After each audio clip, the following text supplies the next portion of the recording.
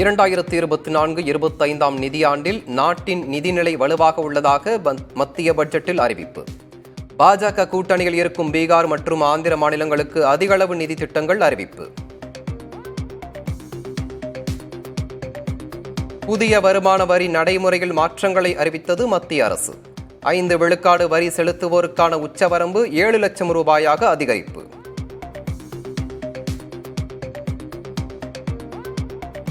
தங்கம், வெள்ளி, பிளாட்டினத்திற்கு இறக்குமதி வரி குறைப்பு.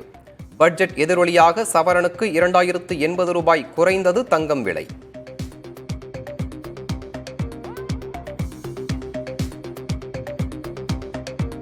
வரி குறைப்பால் செல்போன், மின்சார வாகனங்கள், தோல் பொருட்களின் விலை குறைய வாய்ப்பு. பிளாஸ்டிக், தொலைத்தொடர்பு மற்றும் சூரிய ஒளி மின் உற்பத்தி சாதனங்களுக்கான வரி அதிகரிப்பு.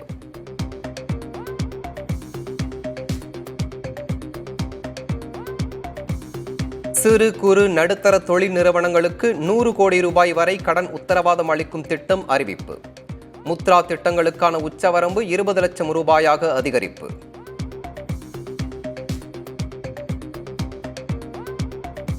உலகின் 3வது பொருளாதார நாடாக இந்தியாவை நிலைநிறுத்த மத்திய பட்ஜெட் வழிவகுக்கும் என பிரதமர் மோடி பெருமிதம். பாஜக கூட்டணி கட்சிகளை திருப்திப்படுத்தும் பட்ஜெட் என மக்களவை எதிர்க்கட்சித் தலைவர் ராகுல் விமர்சனம். மத்திய பட்ஜெட்டில் தமிழ்நாட்டிற்கு எந்த சிறப்பு திட்டங்களும் இல்லை. டெல்லியில் நடைபெறும் நித்தி ஆயோக் கூட்டத்தில் பங்கேற்கப் போவதில்லை என முதலமைச்சர் மு.க. ஸ்டாலின் அறிவிப்பு.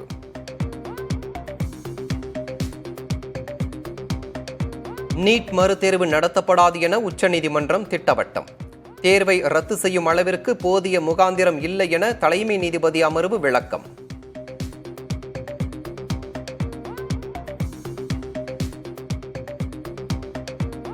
மின் கட்டண உயர்வை கண்டித்து தமிழ்நாடு முழுவதும் அதிமுக ஆர்ப்பாட்டம்.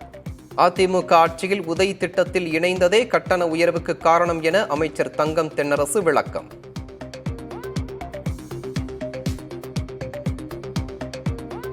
ராமேஸ்வரத்தைச் சேர்ந்த மேலும் 9 மீனவர்களை சிறைபிடித்தது இலங்கை கடற்படை. எல்லை தாண்டி மீன்பிடித்ததாக கூறி 2 படகுகளும் பறிமுதல்.